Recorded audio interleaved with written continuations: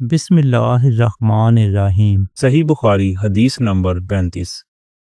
رسول اللہ صلی اللہ علیہ وآلہ وسلم نے ارشاد فرمایا، جو شخص شب قدر ایمان کے ساتھ محض آخرت کے ثواب کے لیے ذکر و عبادت میں گزارے تو اس کے گزشتہ گناہ بخش دیے جاتے ہیں۔ صحیح بخاری حدیث نمبر 36۔ نبی کریم صلی اللہ علیہ وآلہ وسلم نے ارشاد فرمایا کہ جو شخص اللہ کی راہ میں جہاد کے لیے نکلا، اللہ اس کا ضامن ہو گیا۔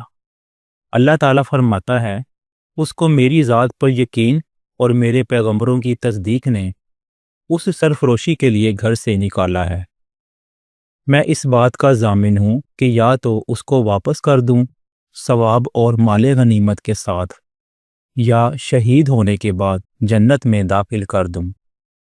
نبی کریم صلی اللہ علیہ وآلہ وسلم نے فرمایا، اور اگر میں اپنی امت پر اس کام کو دشوار نہ سمجھتا تو لشکر کا ساتھ نہ چھوڑتا، اور میری خواہش ہے کہ اللہ کی راہ میں مارا جاؤں، پھر زندہ کیا جاؤں، پھر مارا جاؤں، پھر زندہ کیا جاؤں، پھر مارا جاؤں۔ صحیح بخاری حدیث نمبر 37۔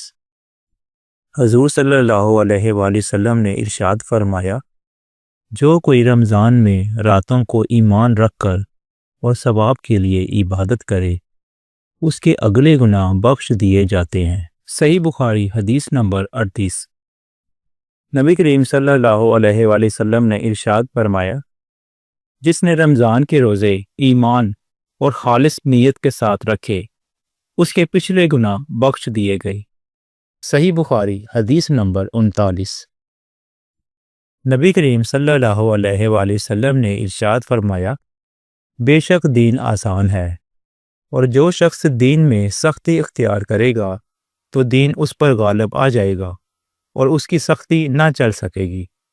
پس اپنے عمل میں پختگی اختیار کرو، اور جہاں تک ممکن ہو میانہ روی برتو، اور خوش ہو جاؤ کہ اس طرز عمل سے تم کو دارین کے فوائد حاصل ہوں گے، اور صبح اور دوپہر اور شام اور کسی قدر رات میں عبادت سے مدد حاصل کرو۔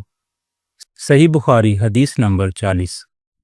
رسول اللہ صلی اللہ علیہ وآلہ وسلم جب مدینہ تشریف لائے تو پہلے اپنے نانہال میں اترے جو انصار تھے، اور وہاں آپ نے 16 یا 17 ماہ بیت المقدس کی طرف منہ کر کے نماز پڑھی، اور آپ کی خواہش تھی کہ آپ کا قبلہ بیت اللہ کی طرف ہو۔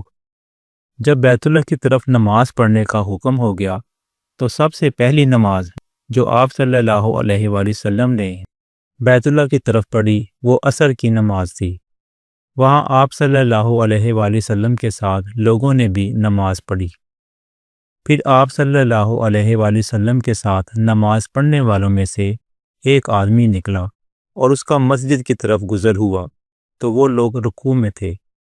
وہ بولا کہ میں اللہ کی گواہی دیتا ہوں کہ میں نے رسول اللہ صلی اللہ علیہ وآلہ وسلم کے ساتھ مکہ کی طرف منہ کر کے نماز پڑھی ہے۔